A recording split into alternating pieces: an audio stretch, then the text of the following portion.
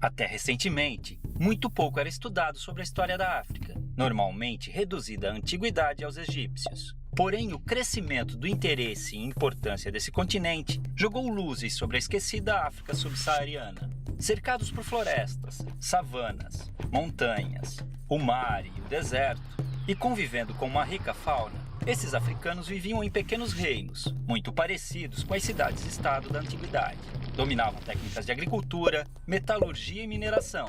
Cultuavam diversos deuses e a natureza, acreditando num Deus maior e criador, que variava de nome entre as tribos. Evitavam guerras, estreitando laços através do casamento. Porém, quando o conflito era inevitável, não visava a expansão territorial. Com a exploração europeia da costa da África, os nativos começaram a ser capturados e enviados como escravos para a Europa. A rota do tráfico negreiro mudou a partir da colonização do Novo Mundo, e o comércio de seres humanos atingiu grandes proporções pela necessidade de mão de obra nas novas terras. Os portugueses dividiam os africanos em 3 grandes grupos: os sudaneses, os guinenos sudaneses muçulmanos e os bantus, todos representando uma determinada região do continente e tendo destinos diferentes. O Brasil recebeu cerca de 40% de todos os escravos africanos trazidos para a América, já que demandavam mão de obra para trabalhar em suas culturas de cana-de-açúcar no Nordeste, no ciclo de ouro em Minas Gerais e nas lavouras de café do Rio de Janeiro no século XIX. O transporte desses povos, amontoados nos porões dos navios negreiros, era feito em condições desumanas, e muitos acabavam morrendo na travessia marítima, tendo seus corpos jogados ao mar.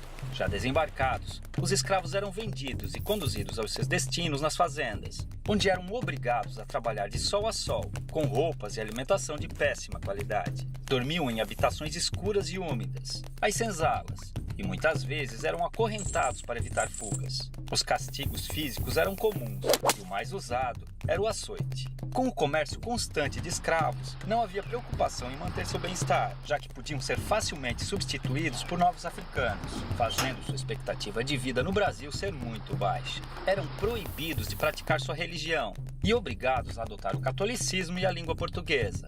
Mantiveram sua cultura viva, realizando seus rituais africanos escondidos, criando até um tipo de luta, a capoeira. A maior parte dos africanos traficados para o Brasil eram homens, por serem mais valorizados nos trabalhos forçados. As mulheres, que não eram aproveitadas nas lavouras, viravam escravas domésticas, as chamadas mucamas. Nessa época, independente da origem ou etnia, as mulheres eram subordinadas aos homens em seus caprichos.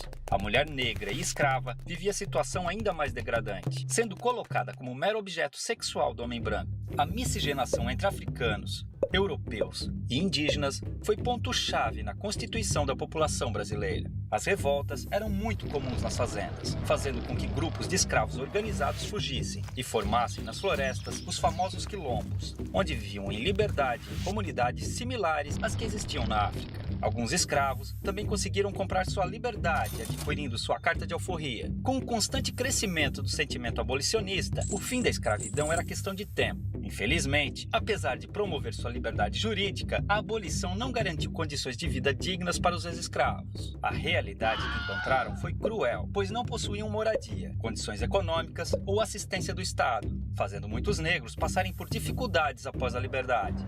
O preconceito e a discriminação os impediram de encontrar trabalho nas cidades. Já nas lavouras, tinham sido substituídos pelos novos imigrantes livres europeus, a maioria italianos. A escravidão deixou cicatrizes profundas. Os negros vivem ainda hoje em condições inferiores aos brancos, devido ao grande processo de exclusão social. Tem menor escolaridade, menos qualificação, salários menores, menos representação na mídia e em entidades governamentais, além de menos cargos de chefia e liderança. É uma situação degradante, considerando a imensurável participação do negro na vida brasileira. Infelizmente, o pouco que se aprende nas escolas sobre a herança africana reduz o negro a estereótipos ligados a origens de musicalidades, como o samba, e ao trabalho braçal como escravo.